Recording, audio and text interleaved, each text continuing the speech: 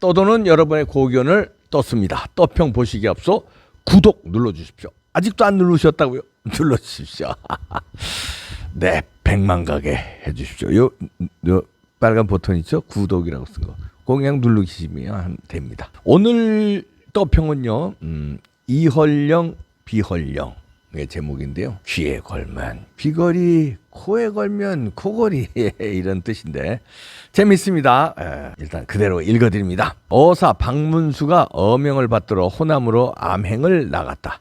한강을 건너기 위해 노량진 포구에 갔는데 사람이 많고 복잡했다.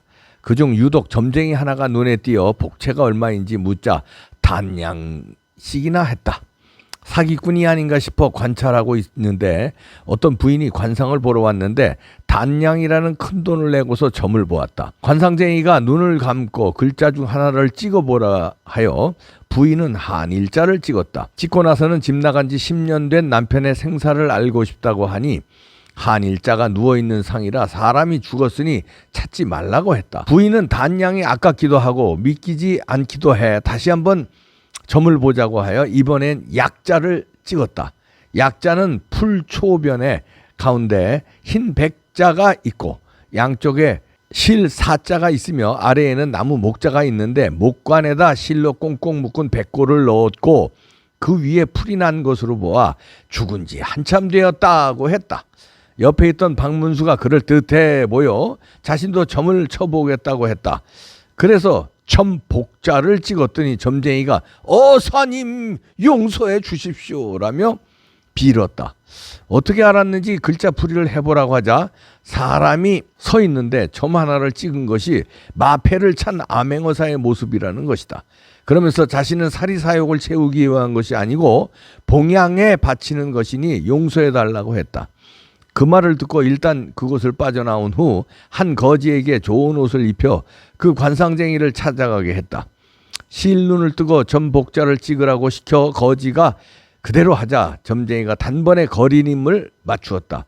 사람이 섰는데 암행어사는 그 점이 마패이고 거지는 바가지라는 것이었다. 이에 놀란 박문수는 그 길로 영조대왕에게 달려가 이 관상쟁이에 대하여 보고를 드렸다. 그러자 영조대왕도 그 기이한 점쟁이에게 흥미가 생겨 얼마 후 거지 행색을 하고 수원 장날에 맞추어 그 점쟁이를 찾아갔다. 좌판 앞에서 점쟁이가 점을 치는 광경을 살피던 영조는 점쟁이가 미리 준비한 글자를 선택하지 않으면 못 맞출지도 모른다는 생각이 들었다. 그래서 영조는 점쟁이에게 자신은 배운 게 없는 거지라서 아는 글자는 이것밖에 없다며 지팡이로 땅바닥에 한일자를 그었다. 그러자 한일자를 한참 응시하던 점쟁이는 갑자기 삼배를 올리며 상감마마께서 어인일로 이 누추한 곳까지 행차하셨습니까? 라며 예를 올리는 것이었다. 영조대왕은 속으로 기겁을 하여 자신은 일개 거지에 불과한데 어째서 그런 말을 하냐며 호통을 쳤다. 그러자 점쟁이는 땅바닥에 지팡이로 한일자를 그으셨는데 땅은 토이고 땅 위에 한일자를 합하면 임금왕이 되지 않습니까? 라고 하는 것이었다. 영조대왕은 더 이상 아무 소리도 못하고 그 자리를 떠나 궁궐로 돌아왔다. 그리고 몇 개월 후 영조는 자신과 연령이 비슷한 거지를 데려와 대감 행색으로 변장케 하고 수십 명의 하인들을 대동케 하여 고관대작 행차를 만들었다. 그리고 수원 남문 앞에 있는 점쟁이에게 점을 치러 가서 자신이 했던 것과 똑같이 땅바닥에 한일자를 그었다. 그러자 점쟁이는 한참 동안 바닥을 응시하다가 당신은 대감으로 변장을 하고 있으나 일개 거지에 불과하다라고 하는 것이었다. 그러자 거지가 어디서 그런 방발을 하냐며 호통을 쳤다. 그러자 점쟁이는 당신이 땅바닥에 한일자로 누워 자는 사람이지 거지가 아니냐, 누워 자는 사람이니 거지가 아니냐라고 대답하였다. 이 소식을 전해 들은 영조대왕은 탄복해 맞이하며 수원의 점쟁이를 한양으로 불러다가 국가의 대사를 앞두고 조언을 해주는 관상감으로 발탁하여 충용하였다고 한다. 이렇게 아유 재밌네요.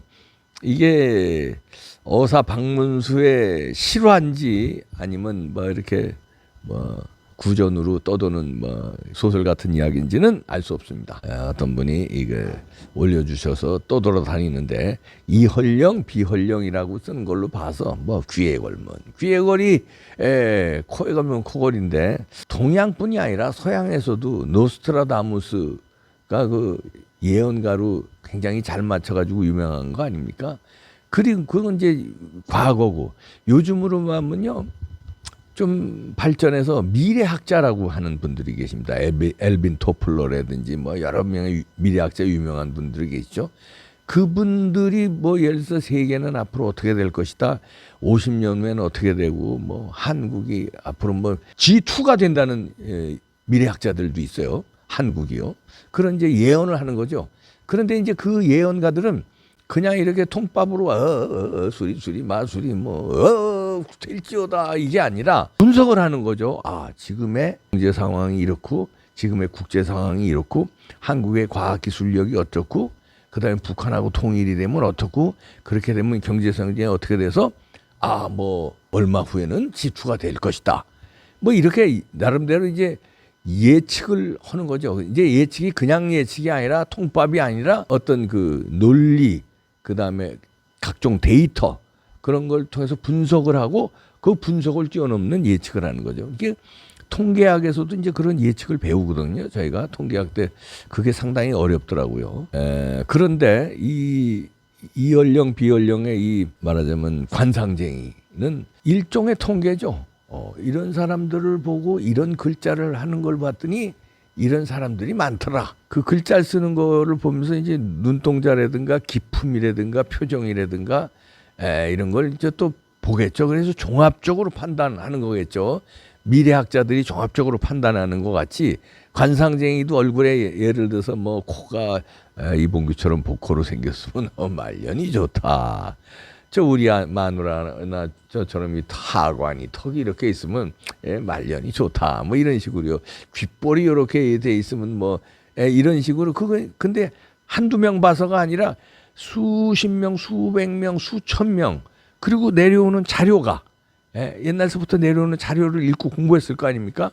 그러면 그 사람들도 수십 년, 수백 년 내려오는 자료를 읽고 공부한 사람이고 공부한 걸 또 실제로 관상을 보니 그게 맞고 틀린 거는 또 수정하고 이래서 또 이어져 내려오고 또 수정해서 이어져 내려오고 그게 쭉 수천 년 쌓인 게 말하자면 어떤 관상학으로 이마가 어떻게 생기면 초년이 어떻고 중간에 코가 어떻게 생기면 중년이 어떻고 턱과 이 하관이 어떻게 되면 말년이 어떻고 이제 통계학적으로 나오는 거겠죠. 그러면서도 그 간단한 통계지만 거기에 그 사람의 이제 인상이라든지 50쯤 되면은 50년 동안 살아온 그 인생이 있기 때문에 그게 얼굴로 투영이 된다는 거 아니에요? 사기꾼처럼 살아온 사람은 얼굴로 사기꾼 냄새가 나요. 그 뱀눈이라든지 그 표정이라든지 그 말투라든지 이게 나오지 않겠습니까? 그냥 그런 걸 종합적으로 판단하는 거죠. 쓱 관상을 보면서 통계적으로 그런 관상인데 말을 턱 시켜보면 턱 인토네이션이 나오잖아요. 발음이랄지 억양이랄지 그 말하는 기품이랄지 그런 게 쭉 나오면서 유추를 하는 거죠. 그래서 이렇게 해서 종합적으로 판단하는데 요즘 제가 선거 때 관상을 많이 봅니다. 제가 그래서 관상장이라는 얘기가 아니라 저는 정치학을 하면서 사람의 눈을 보고 표정을 잘 관찰했어요. 학교 다닐 때부터요. 왠지 그런 게 말하자면 투영이 될 것 같더라고요. 그래서 텔레비로도 많이 관찰하고 예를 들어서 뭐 미국의 대통령들이라든지 유명한 정치인이라든지 한국의 유명한 정치인들을 그 연설하는 거라든지 기자회견할 때 그 표정 그다음에 평상시 무슨 뭐 어디 참배하거나 무슨 행사장의 그 표정 열심히 관찰했거든요. 그러면은 저는 관상쟁이는 아닙니다만 야비하게 정치하는 놈들은 그 야비함이요 은연중에 이 표정에서 나와요. 여러분들 못 느끼십니까? 그리고 거짓말 잘하는 놈들의 그 표정에는 이게 나와요. 그리고서는 말해낼 때도 나와요. 거짓말 잘하는 사람 예를 들어서 말을 무지하게 빨리 한다든지 아니면 약간 빨리 하다가 더듬는다든지 이런 게 나오고 표정이 자신감 없는 거짓말을 하니까 그 자신감이 있을 수가 있습니까? 아주 포커페이스를 하고 거짓말 안 하는 것처럼 표정을 줘도 뚫어지게 관찰을 해보면요, 그게 나오더라니까. 이게 요즘에 이재명의 관상, 여러분 어떻게 생각하십니까? 문재인의 그 가증스러운 그 얼굴과 표정, 말투 나오잖아요. 송영길의 되도 않는 그 저음에 하는 거. 그거 보면서 어떻게 느낌이 오지 않습니까? 예, 그럼 쭉 보면 진실성 있는 게 윤석열 대통령의 호방하고 그런 게 말투와 얼굴에서 나오지 않아요? 관상장애가 아니더라도 그 정도들 인생을 살았으면 50이 넘게 살았으면 이게 그렇게 산 게 투영이 돼서 나오는 거예요. 그런 걸 보면서도 야, 어떻게 저 이재명을 1600만 명이 속아서 저렇게 투표를 했나 지난 대선 때요. 야, 그리고 지금 인천 계양 유세 현장에서 보여주는 그의 행동과 말의 어마어마한 본색이 드러나는 걸 목도하면서 표정을 유심히 보십시오. 텔레비에서. 그 표정 나오지 않습니까? 송영길 등등 이준석 나오지 않습니까? 근데 우리 같은 이제 관상쟁이도 아닌데 관찰을 하면 나오는데 진짜 관상에 대해서 공부를 한 사람들, 그리고 수십 년간 공부한 걸 실행하면서 또 자기 자신의 또 통계를 이렇게 익힌 사람들, 그러면 어느 정도는 맞출 수 있다, 그런 얘기입니다. 여기 어사 박문수가 만난 신기한 관상장이 최근에도 지금 이 시대에도 있습니다. 기가 막히게 잘 맞히는 사람들이 있더라고요. 저는 이제 그걸 너무 미신이라고 치부하지 말고 뭡니까, 제가 지금 설명한 대로 그런 통계와 어떤 연륜과 어떤 묻어나는 거에서 간파를 하고, 또 어느 정도 50이 넘으면 이렇게 쓰여져 나온다, 투영이 된다. 그렇잖아요. 부자로 살아온 사람은 때깔이 좋을 거 아닙니까, 일단. 그리고 사기를 일생을 친 놈은 벌써 눈동자 이런 게 자신이 없고 사기 치다 보니까 안 들키려고 하는 불안한 얼굴들이 이게 쌓이다 보면 그게 그 얼굴이 그렇게 되잖아요. 독하게 산 놈들은 그게 1년 독하게, 2년 독하게, 10년 독하게, 20년 독하게 산 놈들은 그게 독하게 그냥 터덕 묻어서 독한 얼굴이 이게 되는 거예요. 자, 투표 결과가 주목되는데요. 또 얼마나 많은 사람들이 쏘갔을까, 저 가증스러운 얼굴에. 그리고 얼마나 진실된 얼굴에 얼마나 투영이 됐을까. 그게 또 궁금해지는 계절입니다. 선거니까요. 표정을 유심히 관찰해 보십시오. 재밌습니다, 여러분들.